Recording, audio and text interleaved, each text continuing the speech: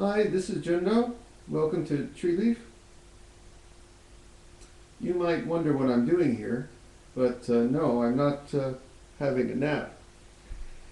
Today's sitting is dedicated to that group of people who suffer from some truly debilitating physical condition or chronic pain that prevents them from sitting zazen in anything resembling the lotus position.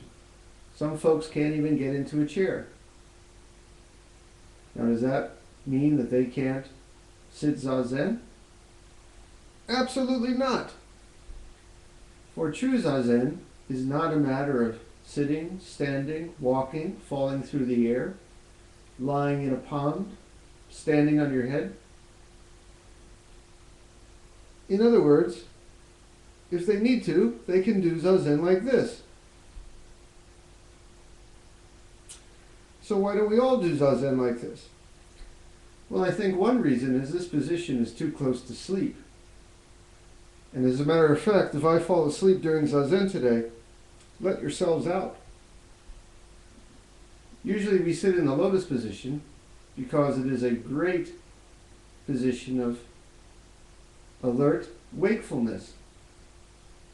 And being like this, I think, at least for me, might be too close to wanting to doze off.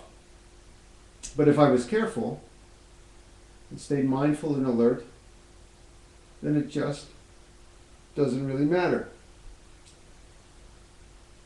But who am I speaking to here?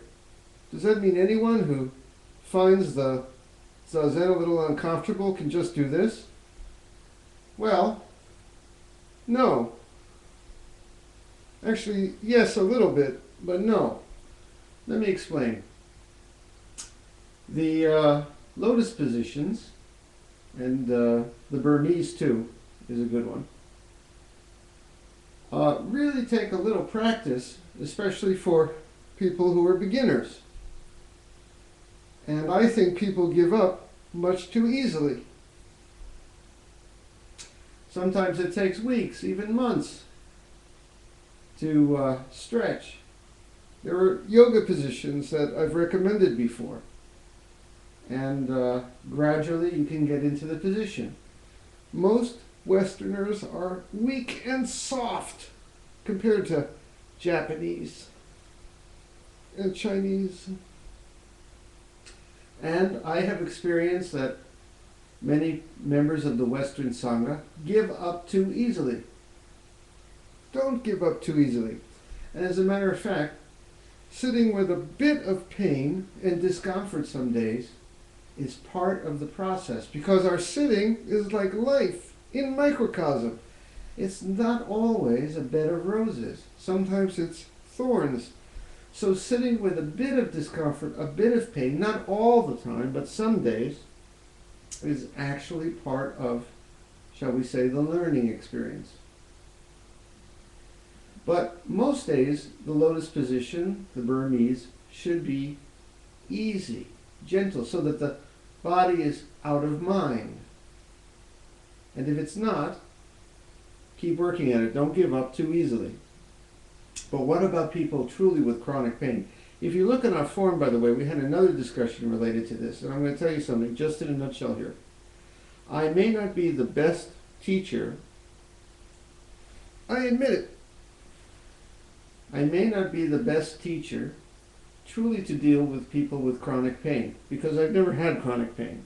I recommend Jon Kabat-Zinn and his book, Full Catastrophe Living, to anyone who really has a condition of pain, true, unrelenting pain.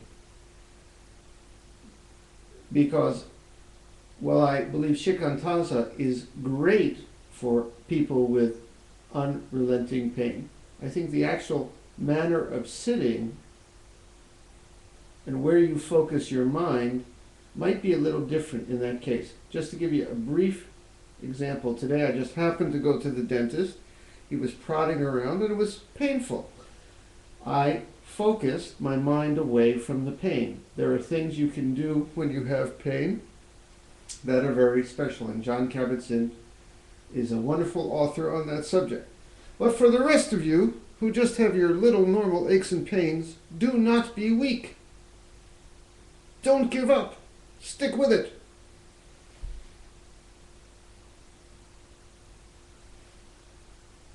And every once in a while you can sit like this if it really gets to be too bad. Shall we recline with that?